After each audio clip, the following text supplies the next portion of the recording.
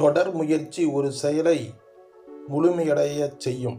எடுத்த செயலை முடிப்பதற்கு எத்தகைய இடையூறுகள் ஏற்பட்டாலும் இடையில் விட்டுவிடக்கூடாது. எப்படியும் முடித்தாக வேண்டும் என்ற மன உறுதி வேண்டும். தோல்வி மனப்பான்மையின் அடிப்படையில் செயலை தொடங்கக்கூடாது. கிடைக்கும் வாய்ப்பை பயன்படுத்தி முன்னேற்றத்தை காண வேண்டும்.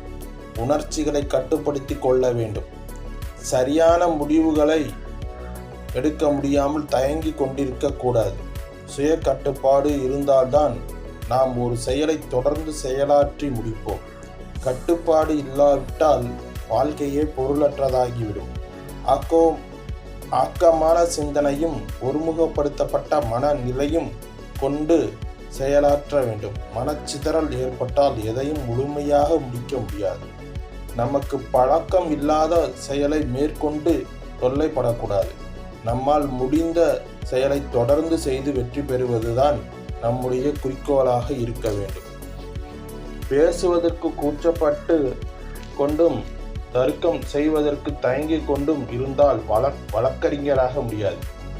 பொறுமைதான் வெற்றியின் முகம். இதனை கட்டாயம் கடைபிடிக்க வேண்டும்.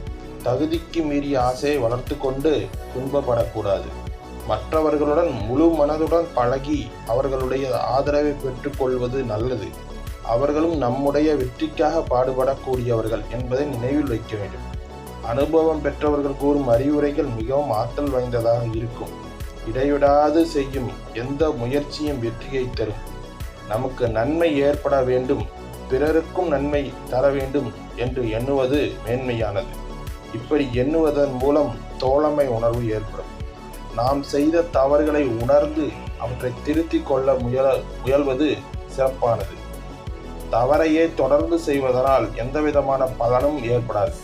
இந்த மாதிரி நாம் நடந்து கொண்டால் வெற்றியின் தெய்வீக ஒளியின் பொற்கதிர்கள் நம் மீது வீசும்.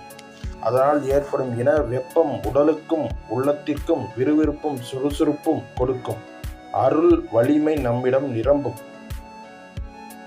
வெற்றியின் தெய்வீக ஒளி பொற்கதிர்கள் நம் மீது வீசும்போது இன வெப்பம் உடலுக்கும் உள்ளத்திற்கும் விறுவிறுப்பும் சுறுசுறுப்பும் கொடுக்கும். அருள் வலிமை நம்மிடம் நிரம்பும். நம்பிக்கையினால் மலையை நகர்த்த முடியும்.